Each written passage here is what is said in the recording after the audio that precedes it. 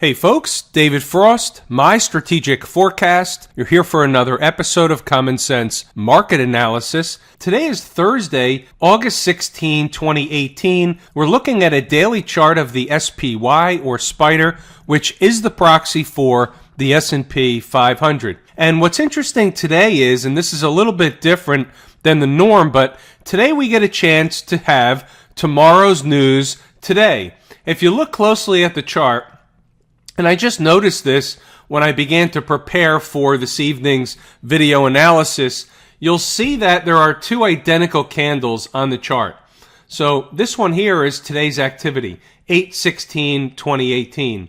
The one next to it is 8/17/2018, and that hasn't begun yet. Therefore, we already know what tomorrow's highs and lows are. They're identical to today.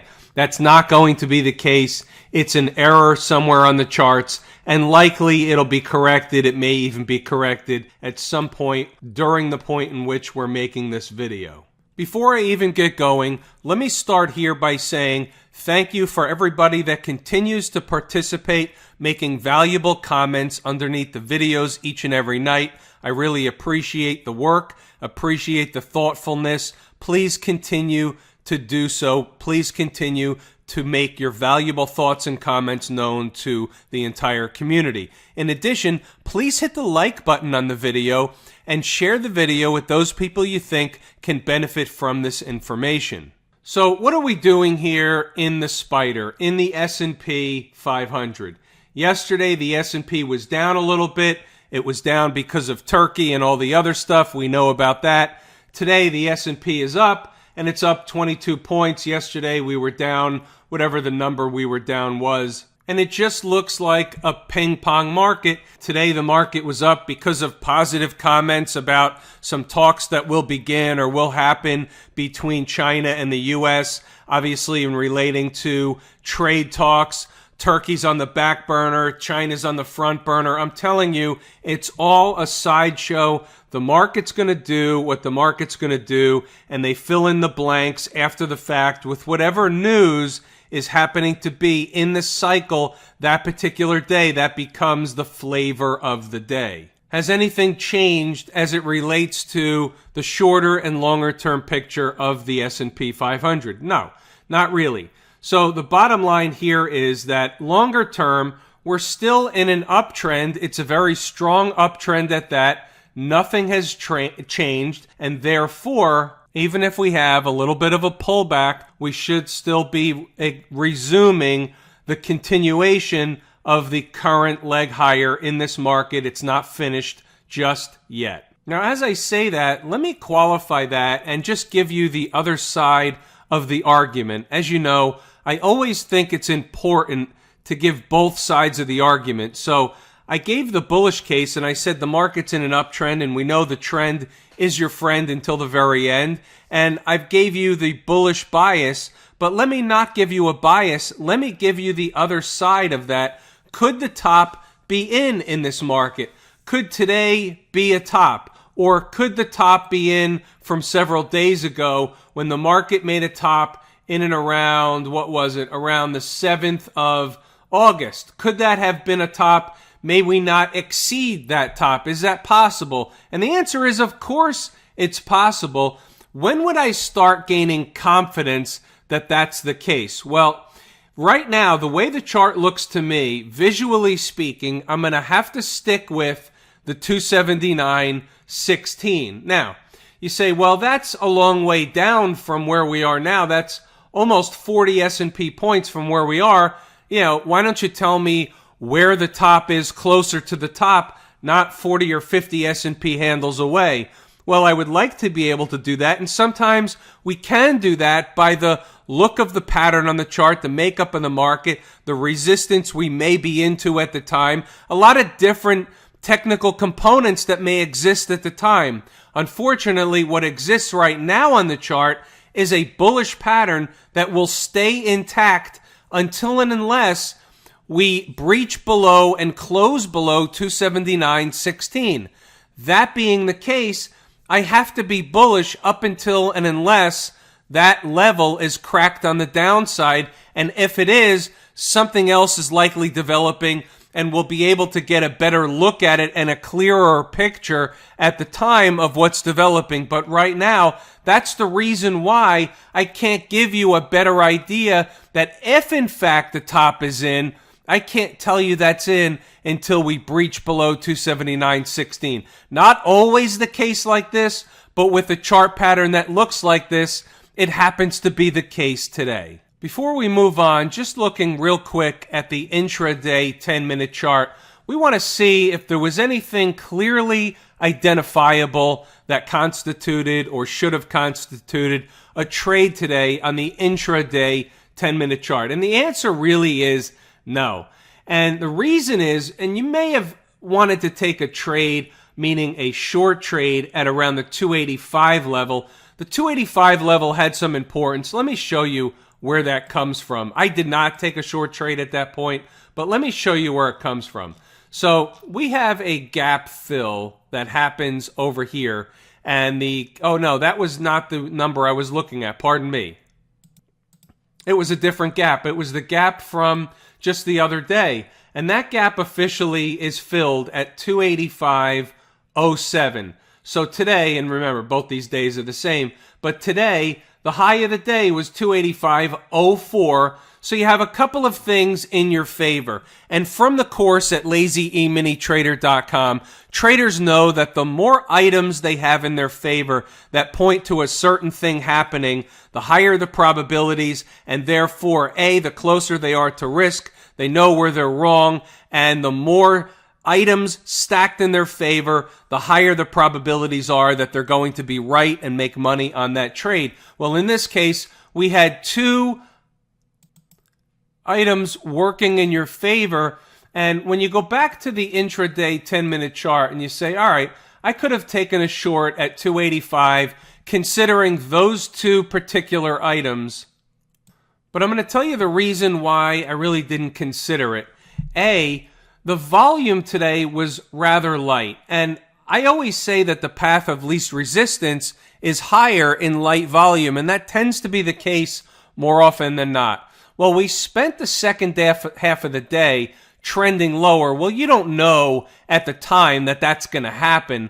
And the reason, or the thought process that I had, and the reason why I didn't take a short up at 285, even though there was a gap fill up there, and another reason that traders that have taken the course know what it is, the reason I didn't do it is the volume is light, and we could have easily just went sideways for a couple of hours or so in the middle to the middle part of the afternoon, and that becomes a frustrating trade.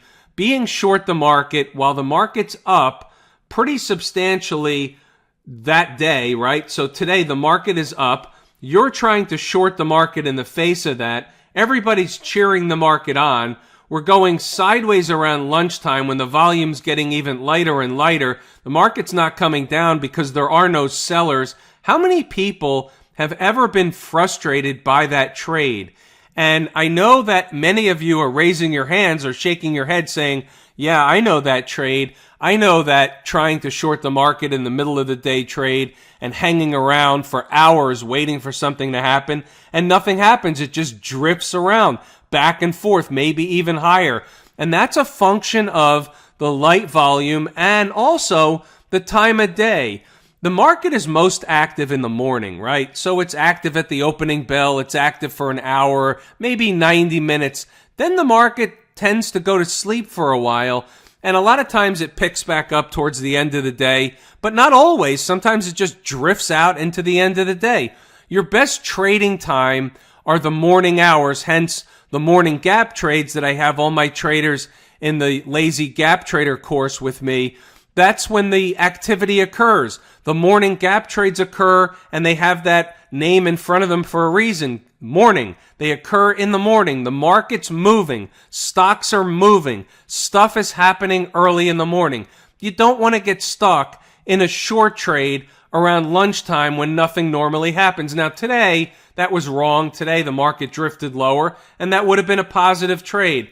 But I didn't take the trade for the right reasons because I've been there before, frustrated by a market that's going sideways, trying to short a market at a level that should be a good short, but it just doesn't work because there are no sellers to be found. Now, here we are on the hourly chart, and as you can see here, basically we've gone nowhere in the last few days.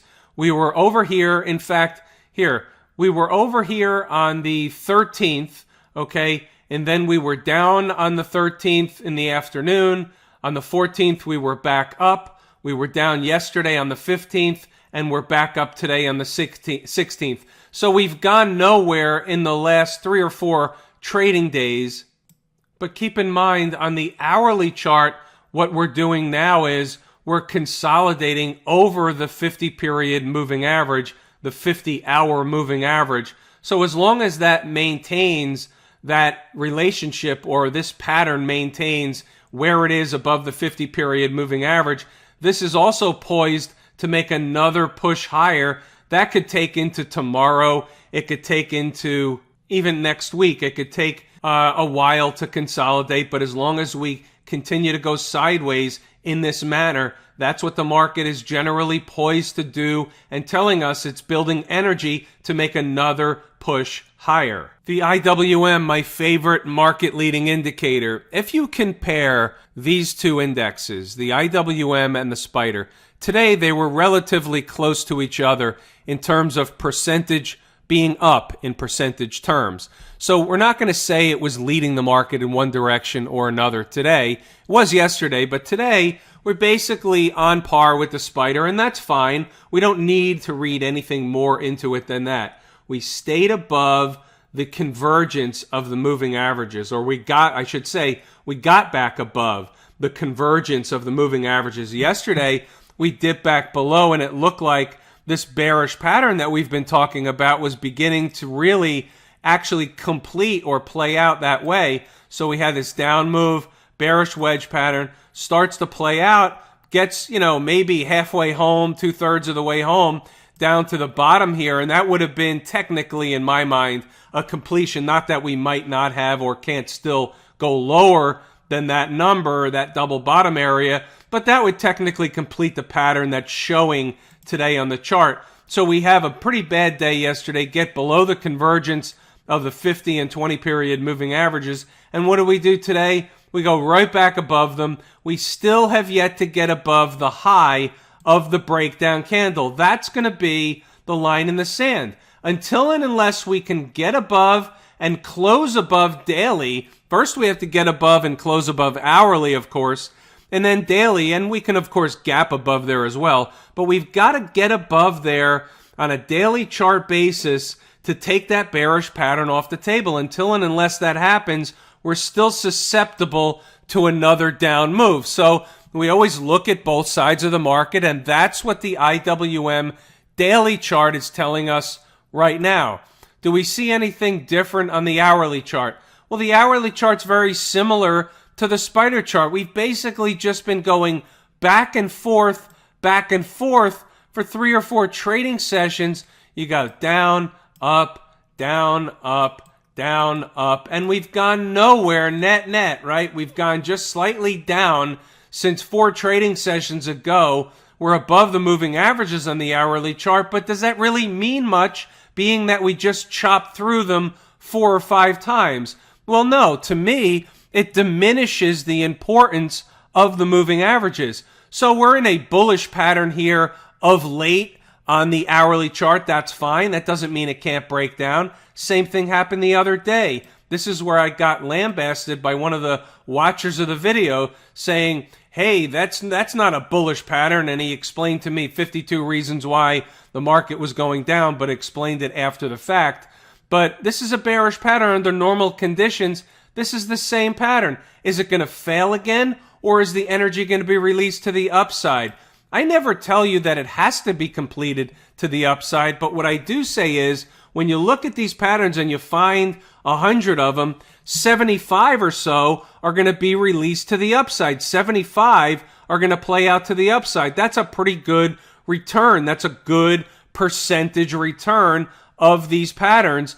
And either way, we know that that energy is released in one direction or another. So if it's released to the downside, we know a relatively large move is coming. That's what happened the other day. We'll see what happens tomorrow being Friday if we have a similar occurrence, or does it release to the upside? And listen, folks, some of this may sound a little bit choppy or a little bit incomplete. The reason why is because the rest of this stuff is explained in detail as taught in the course at Lazy E-mini Trader. What I give you is bits and pieces when I look at a chart of an entire picture. I'm not giving you the whole thing. I'm giving you snippets of information so that you can gauge whether or not this is something you want to dig more into and learn the entire thing for yourself. How about the transports? They made another run today at those highs that we've been flirting with over the last few days.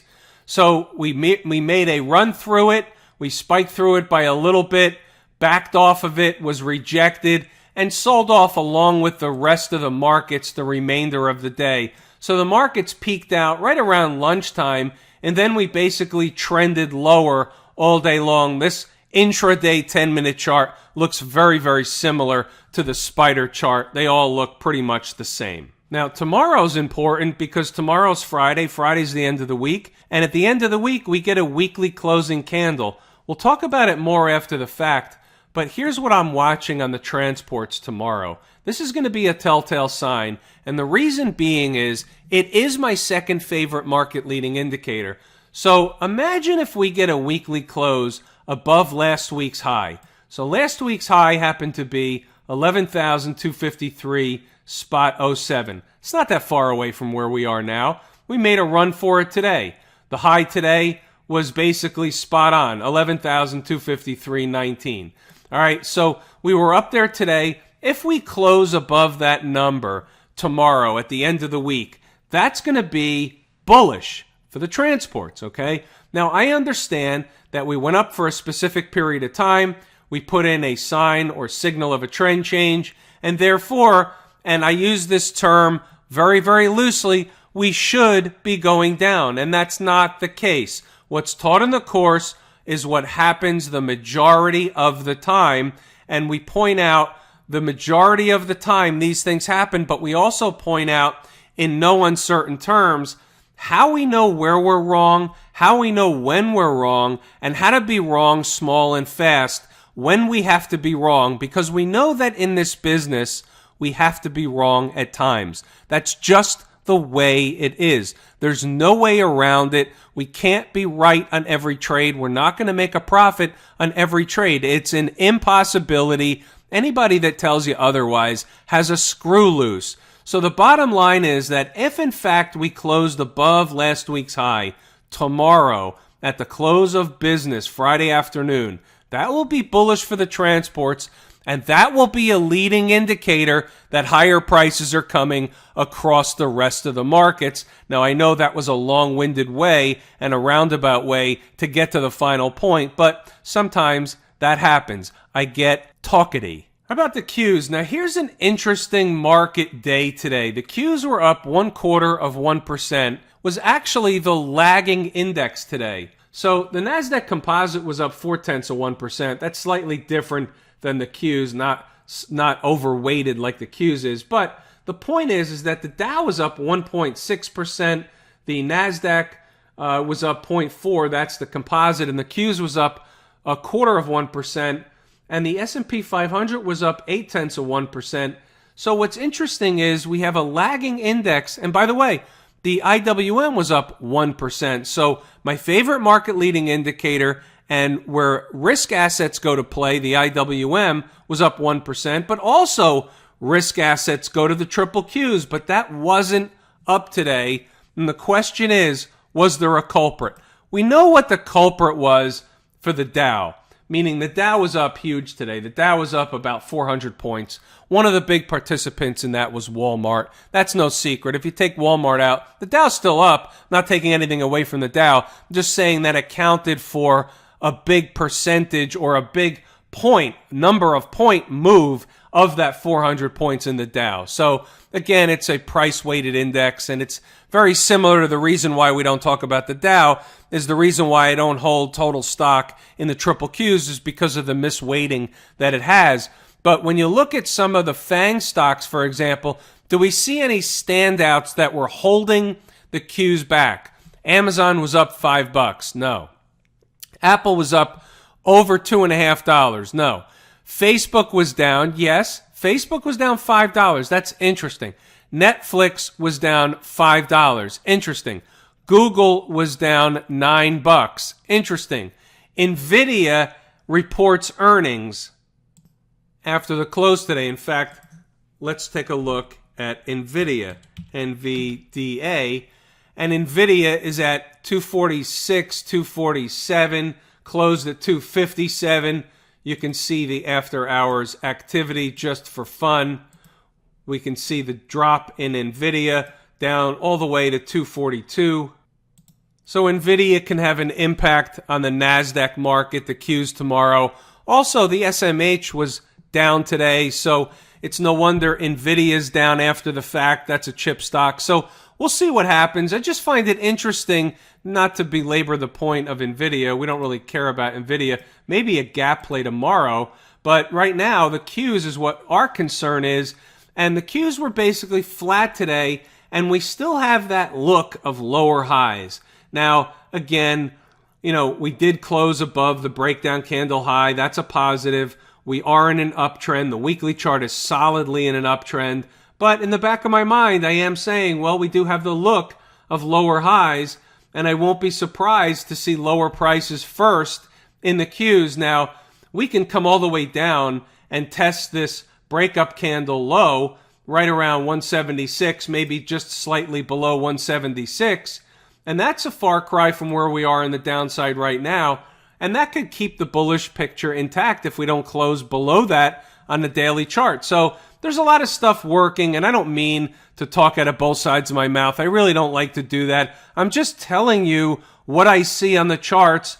I'm letting you inside of my head, which you already know is a dangerous place to be. And I take each chart independent of the last chart we looked at. I tell you what I see. It is what it is. Each and every one of these things is a puzzle piece, and they all go on the table, and eventually they formulate a picture of what the next likely highest probability scenario is for the market. And each and every day, we don't necessarily have that highest probability scenario, but when we do, I let you know about it. And right now, we do have some divergences working that I would like to see cleared up. So here's another one, right? On the flip side, we have the broker-dealer index up over 1% today, up $3. We had that bearish pattern below the moving averages, played out to that double bottom area. Let me just draw the line in. We talked about it before it happened, right? We went down to double bottom. We talked about it before it happened. We hit double bottom, and next scene shows we're just trading away from double bottom up over $3 and significantly more than that away from the bottom from yesterday. So, there goes to show you that a support is a support is a support. The financials are okay as far as the broker-dealers is concerned. And look at the XLF. The XLF up 1.33%. When you look at this, you have to say, is there anything materially wrong with the market? And the answer is no. We know nothing materially wrong with the market. The market was up today. The Qs were only up fractionally. I'm telling you, it looks like it could be a lower top, but that doesn't mean there's anything wrong with the uptrend. Don't mistake what I'm saying. I want everybody to be clear. The market is still in an uptrend. The trend is your friend until the very end.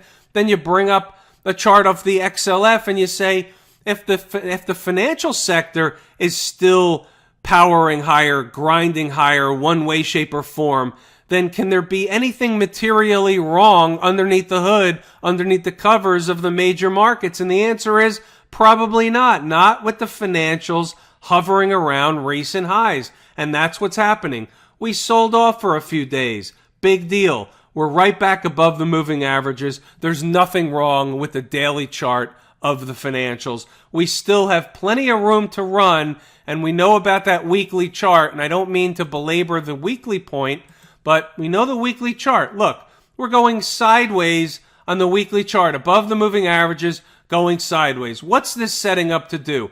Anybody that's watched my videos more than a dozen times can already see the answer is as clear as day. Anybody that's taken the course knows exactly what I'm looking at, knows exactly what the outcome of this pattern is, knows exactly what I'm talking about. In fact, I'm not even going to say it, because if you've taken the course and you don't want to know what I'm looking at, number one, go back and review the course. And if you still don't know, email me and I'll tell you exactly what I'm looking at. But the XLF is as clear as day to me. The SMH, we look at the SMH because it is a good leading indicator or proxy of the technology sector. And we don't see such a pretty picture here in the SMH. We're below all the moving averages. We're down again today. NVIDIA reported and the market didn't like it. I don't know what they said. Whatever they said, the market punished the stock by $10. That's all we need to know. So the technology sector, or a segment of the technology sector, the SMH, the Philadelphia Semiconductor Index, is telling you that the broader technology space doesn't necessarily look like the Qs look. Why do the Qs look the way they look at all-time highs or near all-time highs? Because of the skewed weighting nature of the Qs. That's why I bring it up. I look at the Qs. People like to look at the Qs. I get that, but I always make it a point to point out the fact that the Qs is top-heavy to the tune of over 40% on like 6 or 7 names. Anytime that's the case, you have to take an index like that with a grain of salt. You look at the SMH, and I'm not saying it's a broad technology index. What I'm saying is it's just a different look within the technology sector, and look what it looks like. It doesn't look like the Qs. We have to be weary of that. Look, this market is going to make another top. It's a matter of, did it do it last week? Will it do it tomorrow? Or will it do it in September?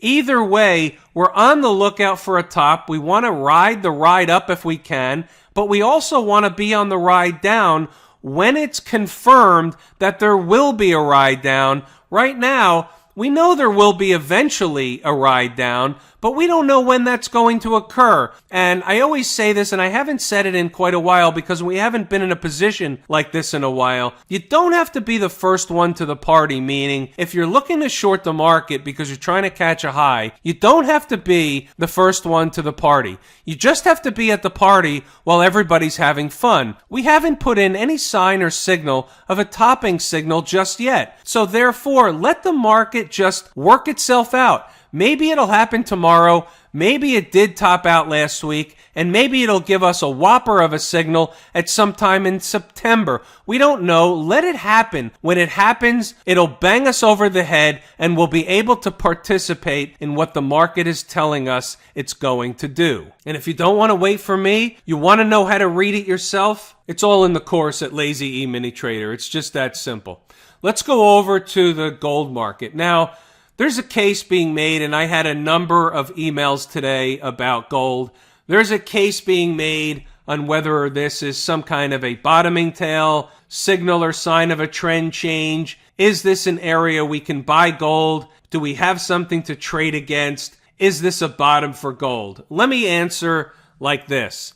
I don't know if it's a bottom for gold. If it is, it's unlikely that we'll want to trade below where we are today by today's low, about $1,167 and change. If it is, fine. If it's not, fine. I don't know whether it is or it's not. It's in such a wide-ranging grip to the downward direction, if you will, from top left to bottom right, that I don't necessarily want to pick the low in gold.